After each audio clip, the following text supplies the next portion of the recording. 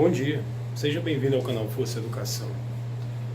Hoje eu vou tratar de um tema bastante curioso e também sintomático, que poderia ser entendido como uma continuação do assunto que nós trouxemos no último vídeo, acerca da interpretação do mundo que hoje vivemos.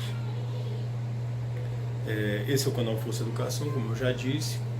Gostaria de pedir, se você é novo aqui, para deixar o joinha, se inscrever no canal e compartilhar. Assista por 3 minutos. Se não gostar, tira o joinha, tira a inscrição. E se você suportar as minhas informações por 3 minutos, por favor, compartilhe essa ideia, porque vai ajudar outras pessoas a entender o mundo em que nós estamos vivendo nos dias de hoje. Bem, seguindo a pauta do nosso vídeo, eu queria começar tratando da thumb que nós trazemos, qual seja acerca da luta entre o ex-professor do Anderson Silva, o senhor Diógenes Kamikaze Assarida, e o seu ex-aluno, Ulisses Teodoro. Só para explicar rapidamente, o ex-aluno Ulisses Teodoro estava passando em frente à academia do seu ex-professor de Muay Thai e Jiu-Jitsu, o senhor Diógenes, e quando passava com uma colega, amigo, namorada, não fica claro, o professor chamou, como se fosse ter uma conversa com ele, e de repente passou a agredi-lo fisicamente com golpes de artes marciais.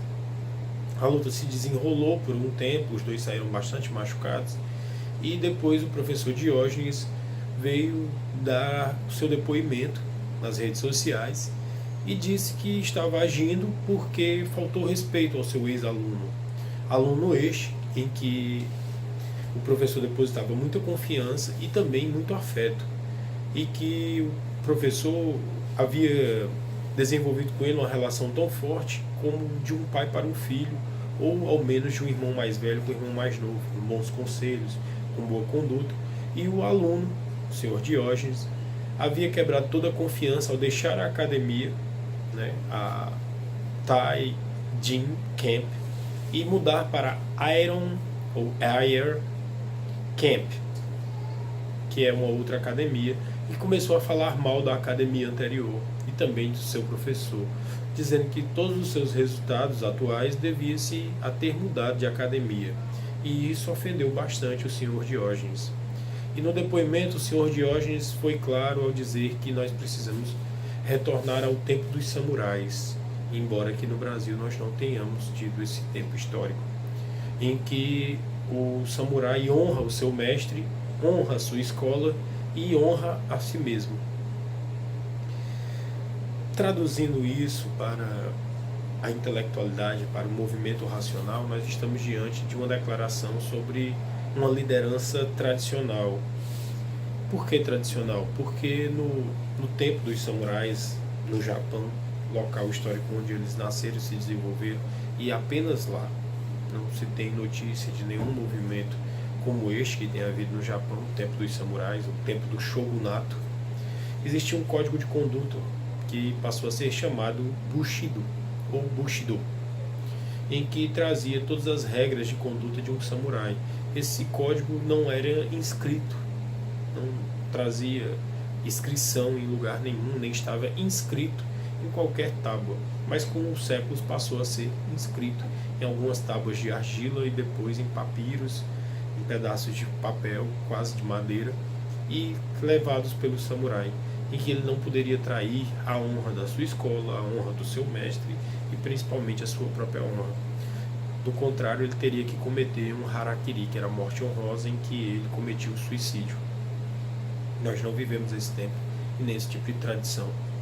E essa visão, ela se reporta igualmente ao que nós podemos observar no mundo atual, em que as pessoas cobram das outras uma postura chamada ética, sem esclarecer o que seja ética, mas é apenas o padrão que socialmente deveria ser o mais aceito.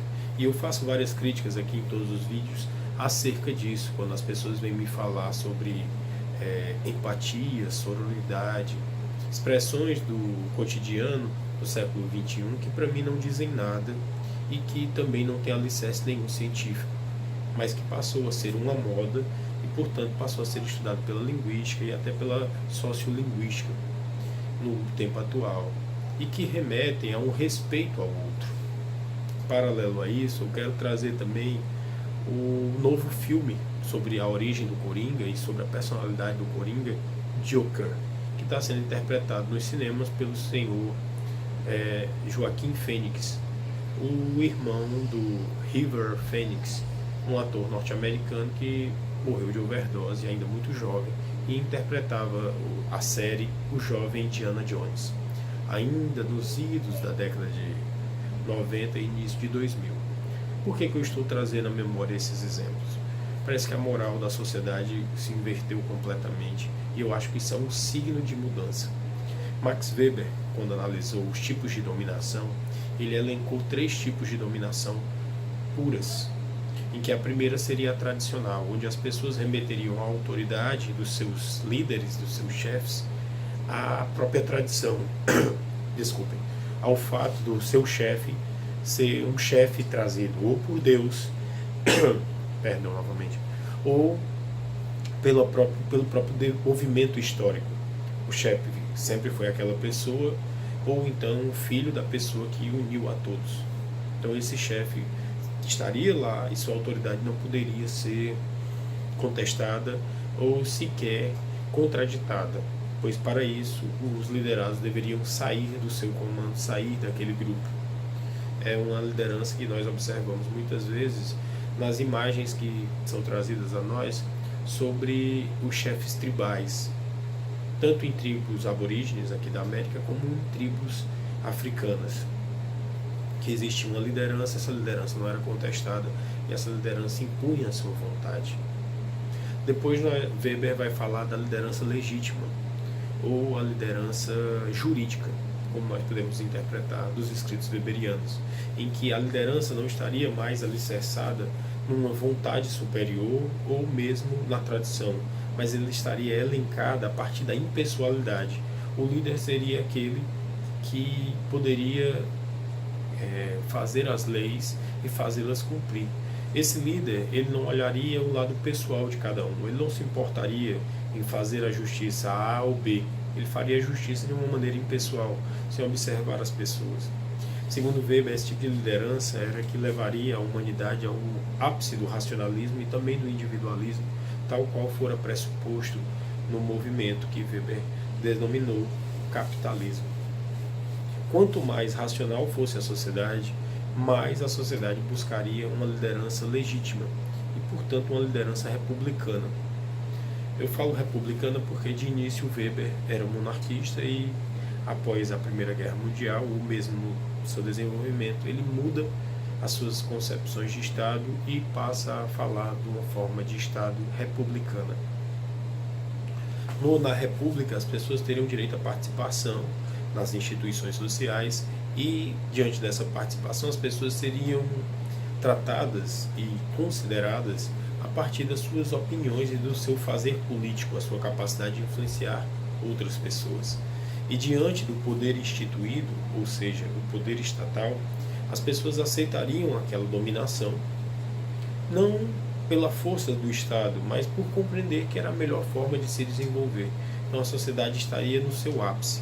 Só que teria um grande perigo a esse tipo de dominação, se surgisse um demagogo, ou se surgisse alguém com uma liderança carismática, uma liderança pessoal tão forte que suplantasse o próprio racionalismo e suplantasse muito mais a questão da impessoalidade da lei.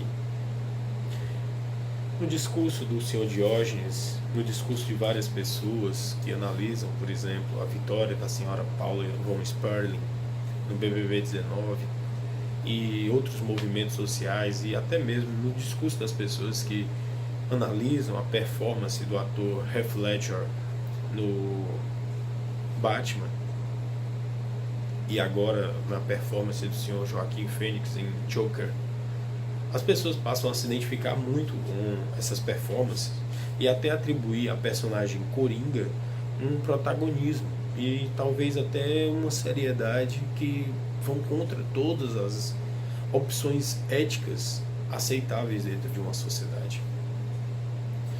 Eu não posso obrigar as pessoas a serem como eu sou. Do contrário, eu desenvolveria algo chamado tirania.